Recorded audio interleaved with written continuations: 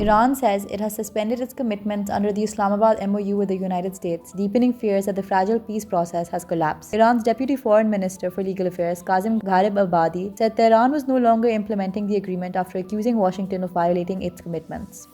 ببینید خب مذاکرات که ما که در مذاکره بودیم متاسفانه خود آمریکایی‌ها در واقع دست به این اقدامات متجاوزانه زدن در نقض تعهدات خودشون تحت یادداشت تفاهم در این زمینه. اون چیزی که الان ما مواجه هستیم دفاع از کشورمون هست، یک پارچه و قاطعانه، و فکر میکنم آمریکایی‌ها این سری هم پاسخ خودشون رو تا الان گرفتن که این اقدامات متجاوزانه اونها رو راه به جایی نمیرسونه و در واقع اگر عاقل باشن باید راهکارهای دیگری رو انتخاب بکنن. اما برای ما الان راهکاری که مقابلمون هست دفاع قاطعانه از کشورمون هست و دست دادن به متجاوزان.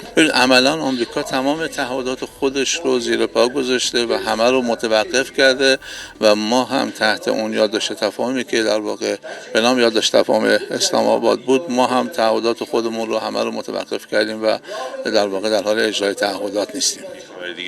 خبر جدیدی الان نداریم به جز اینکه در واقع ما مشغول دفاع از کشورمون هستیم. The Islamabad MoU was signed after weeks of mediation and was meant to create a path towards ending the US war and reopening the Strait of Hormuz, one of the world's most important oil routes. But the deal has been under growing pressure since renewed fighting resumed last week. Iran launched fresh attacks on US-linked targets in the Gulf on Saturday, after a seventh straight night of US strikes on Iranian military sites. US Central Command said its latest attacks targeted surveillance sites, military logistics infrastructure, underground weapon storage, and maritime capabilities. Iranian media said US strikes also hit infrastructure in southern Iran, including power facilities, desalination pumps, roads, bridges, and telecom networks. Officials in Iran reported civilian deaths and disruptions to water and communications in several areas, including Hormuzgan and Khuzestan provinces. The conflict is also spreading to shipping lanes. The US says it is enforcing a naval blockade of Iran and has redirected or boarded commercial vessels. Iran's Revolutionary Guard say they have targeted ships that violated its rules in the Strait of Hormuz. The waterway carries about 1/5 of the world's oil supply, making any disruption